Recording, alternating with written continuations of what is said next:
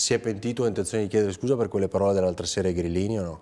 Ma guardi, io non devo chiedere proprio scusa di nulla, cioè, ho detto semplicemente una cosa che è bene che spieghi, ma secondo lei se lei fosse... Il paese non può avere i grillini in mezzo alle palle, ha detto. Sì, sì, ma le spiego anche perché magari i toni non sono quelli adatti a un consesso, diciamo, di educande, ma eravamo comunque in un congresso a porte chiuse della Lega. Ma a parte questo, non sono toni che mi si addicono, ma in quel contesto li ho detti. Guardi, io dico solo una cosa, devo prendere atto che le polemiche che hanno fatto contro di me sono disdicevoli e vomitevoli. Le faccio esempio una per tutte.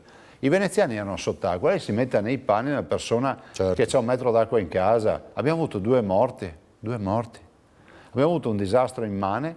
Loro pubblicano nel loro blog ufficiale, 5 Stelle, pubblicano la mia foto con Galan e Berlusconi, cioè, presentandola come la foto dell'inaugurazione della posa della prima pietra del Mose. E non era vero, perché io non potevo esserci perché non avevo nessuna carica per essere presente nel 2003 a quell'inaugurazione.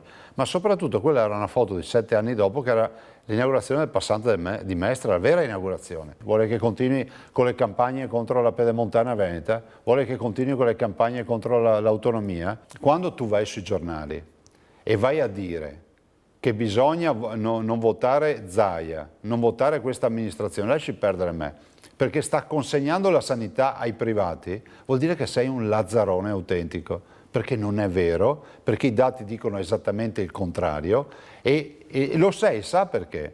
Perché diffondi inquietudine nei cittadini. Faccio io una domanda ai cittadini.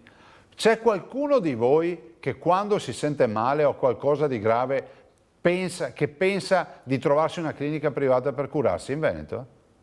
No, va. Pronto soccorso. E allora che comunque agli sanità ospedali. abbiamo privatizzato? Ma ho capito, noi? ma dipende dalle percentuali. Ma è una siamo No, la percentuale più bassa d'Italia.